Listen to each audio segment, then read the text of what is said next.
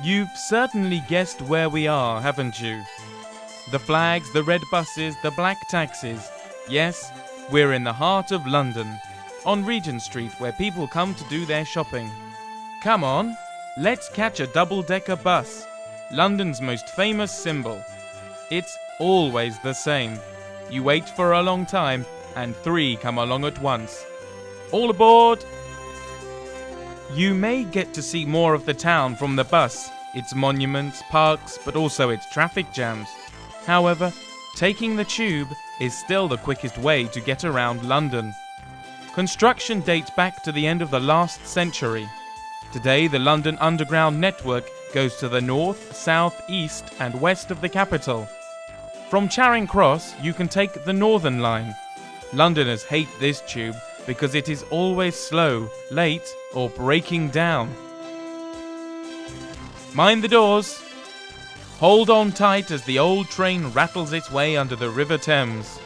In the old days, horses pulled the carriages.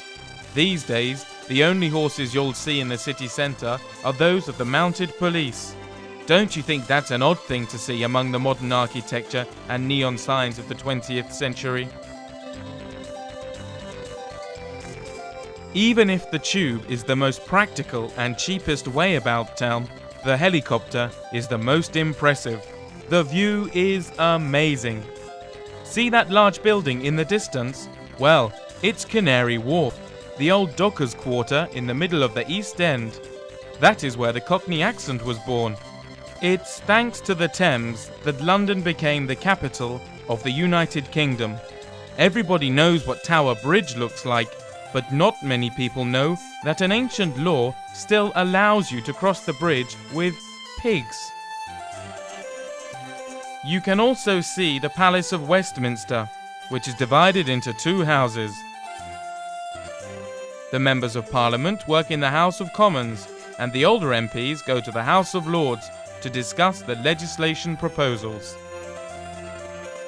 Elizabeth II is the Queen of the United Kingdom. Every year, in celebration of the Queen's birthday, there is the Horse Guards Parade. In the summer, the Queen also has parties in her garden at Buckingham Palace, to which she invites certain citizens.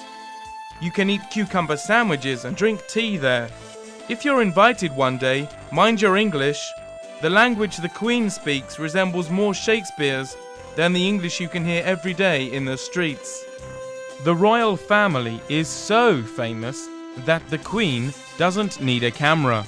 She only has to buy the newspapers that publish hundreds of photos of her family every day. Then she goes to Westminster Abbey and explains to her ancestors that the journalists exaggerate a little.